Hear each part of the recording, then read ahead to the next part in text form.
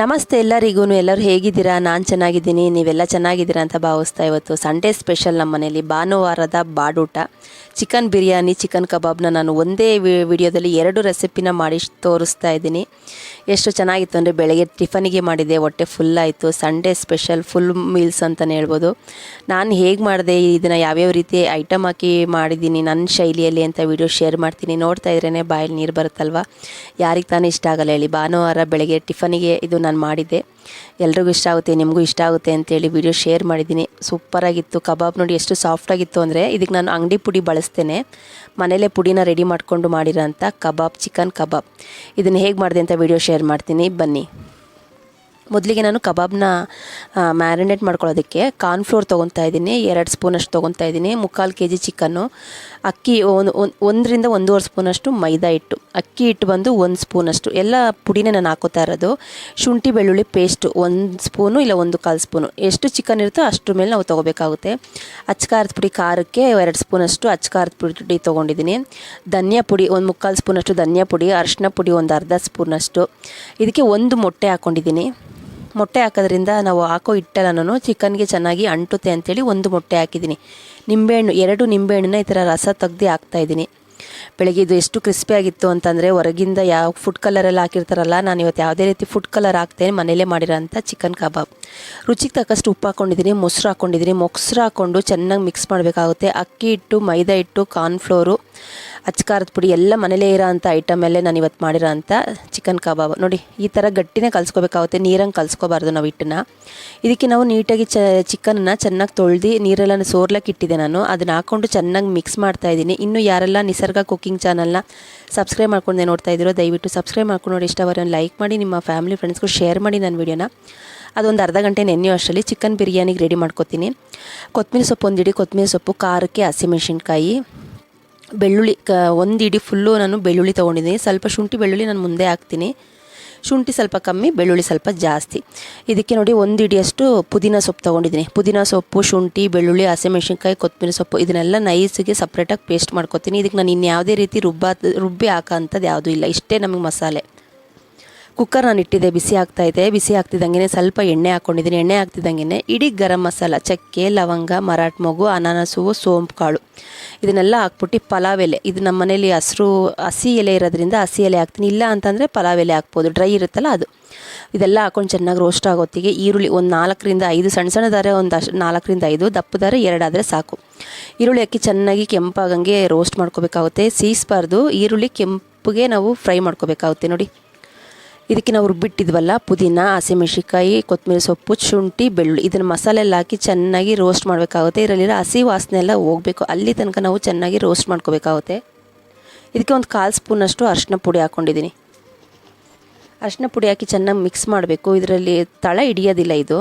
ಇದಕ್ಕೆ 1 ಹಿಡಿಯಷ್ಟು ನಾನು ಮೆಂತ್ಯ ಸೊಪ್ಪು ಹಾಕಿದ್ದೀನಿ. ಮೆಂತ್ಯ ಸೊಪ್ಪು ಹಾಕೋದ್ರಿಂದ ಬಿರಿಯಾನಿಗೆ ಒಂದು ಒಳ್ಳೆ ಟೇಸ್ಟ್ ಕೊಡುತ್ತೆ. ನಾನು ಟಿಫನಿಗೆ ಮಾಡ್ತಾ ಇರೋದ್ರಿಂದ ನನಗೆ ಚಿಕನ್ನು ಕಮ್ಮಿ ಬೇಕಾಯಿತು, ಅನ್ನ ಮಾಡಬೇಕಾಗಿತ್ತಲ್ವ, ಹಾಗಾಗಿ ಚಿಕನನ್ನು 1/4 kgಕ್ಕಿಂತ ಸ್ವಲ್ಪ ಜಾಸ್ತಿ ಇಟ್ಕೊಂಡಿದ್ದೀನಿ. ಬರೀ ಬಿರಿಯಾನಿಲಿ ಬರೀ ಚಿಕನ್ ಪೀಸ ಸಿಕ್ಕರೆ ತಿನ್ನೋಕ್ಕಾಗಲ್ವಲ್ಲ, ಕಬಾಬ್ ಬೇರೆ ಮಾಡ್ತಾ ಇರೋದ್ರಿಂದ 1/4 kg ಚಿಕನ್ ಇಟ್ಕೊಂಡಿದ್ದೆ.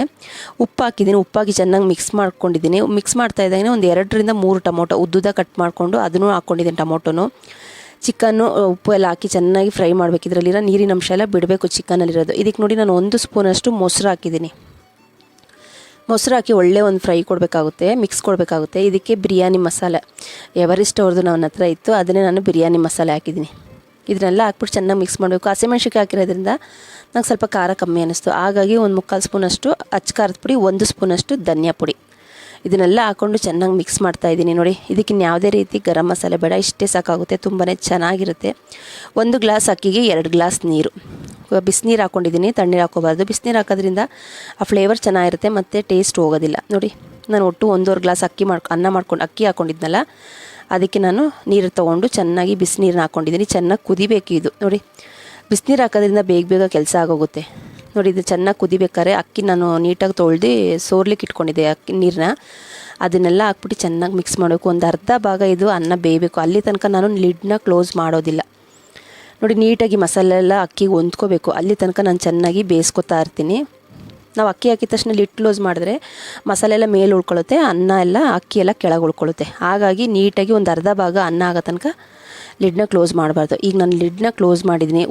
1ರಿಂದ 2 ವಿಷಲ್ ಹಾಕ್ಸ್ಕೊಂಡ್ರೆ ಸಾಕು, ಜಾಸ್ತಿ ಹಾಕ್ಸೋದು ಬೇಡ. ನೋಡಿ 2 ವಿಷಲ್ ಹಾಕ್ಸ್ಕೊಂಡೆ, ತುಂಬ ಚೆನ್ನಾಗಿ ಆಗಿತ್ತು, ಉದ್ದುದ್ರಾಗಿತ್ತು. ನೀಟಾಗಿ ಮಿಕ್ಸ್ ಮಾಡಬೇಕಾಗುತ್ತೆ. ಅನ್ನ ಎಲ್ಲೂ ಸೀಯೋದಿಲ್ಲ ಮತ್ತು ತಳ ಹಿಡಿಯೋದಿಲ್ಲ, ಚೆನ್ನಾಗಿರುತ್ತೆ.